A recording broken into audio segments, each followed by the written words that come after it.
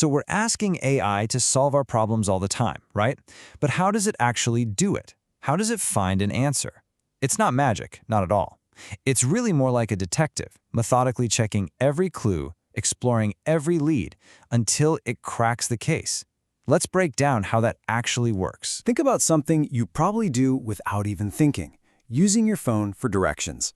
You punch in a destination, and bam, seconds later, you've got the best route. But have you ever stopped to wonder, how? How does it sort through all the thousands of possible roads and turns to find that one perfect path, all in the blink of an eye?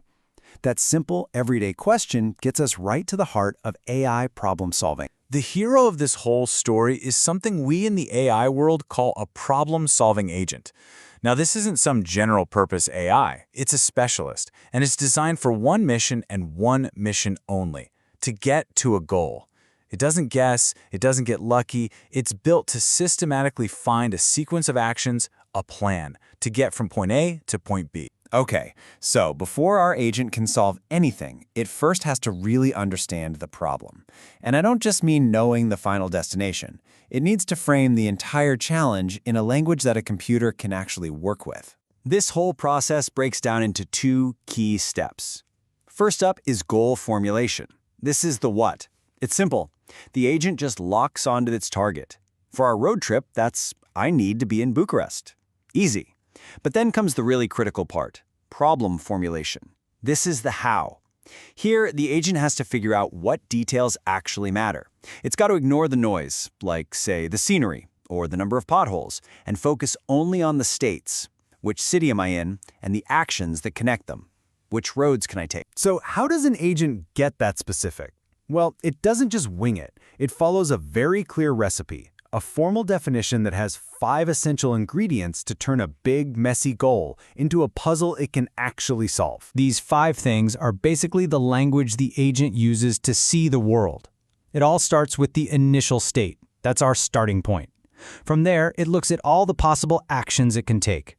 The transition model is like the rule book. It tells the agent, okay, if you are in this state and you do this action, you will end up over here. Then, at every new place it lands, it runs a goal test, asking itself, are we there yet? Is this the finish line? And the whole time, it's keeping a running tally of the path cost. You know, how much time or distance has this route cost me so far? This framework turns a huge problem into a series of small, logical questions. And you can see exactly how this works with our road trip. The initial state, simple. We're in Arad. What are our actions from there? Well, we can drive to Sibiu, Timisoara, or Zarand. The transition model is just the logic of the map. If you're in Arad and you take the action go to Zarand, your new state becomes in Zarand.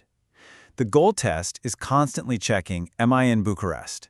And the path cost is just adding up the distance in kilometers for each leg of the journey. See? The abstract recipe becomes a totally concrete plan. So the agent has the problem defined. It's got the map, it's got the rules, but how does it actually find the best path out of all those possibilities?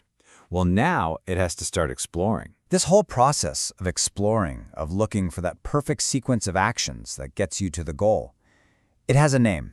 It's called search.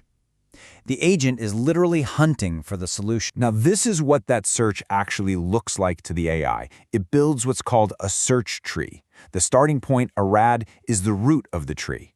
From there, it expands that node, creating a new branch for every possible action. A branch for driving to Sibiu, a branch for Timisoara, a branch for Zarand.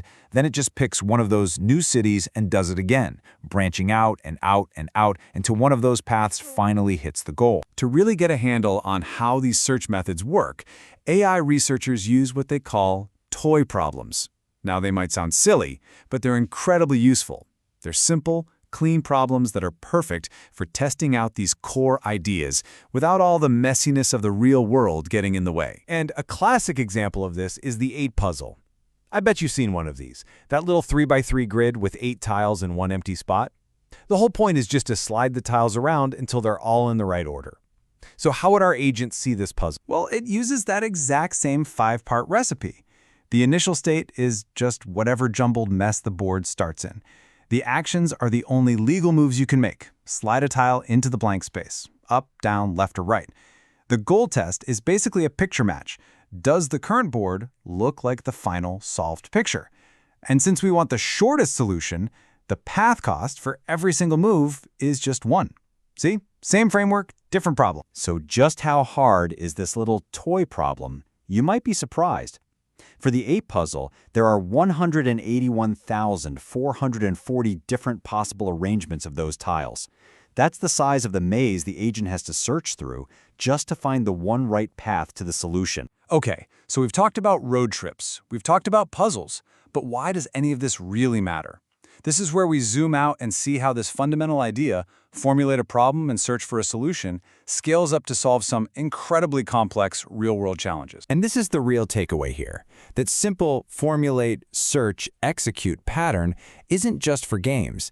It's the foundational logic that powers some of the most important and sophisticated technology that we use every single day. This exact same logic scales up to problems that are almost too big to imagine.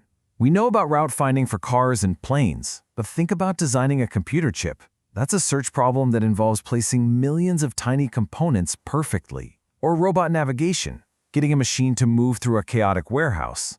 Or even something like protein design, where the search is for the perfect sequence of amino acids to cure a disease. The problem is just a much, much bigger maze. So if an AI can blaze through a maze with over 180,000 possible paths to solve a simple puzzle in milliseconds, it just makes you wonder, right? What happens when we point that same power at problems with trillions upon trillions of paths?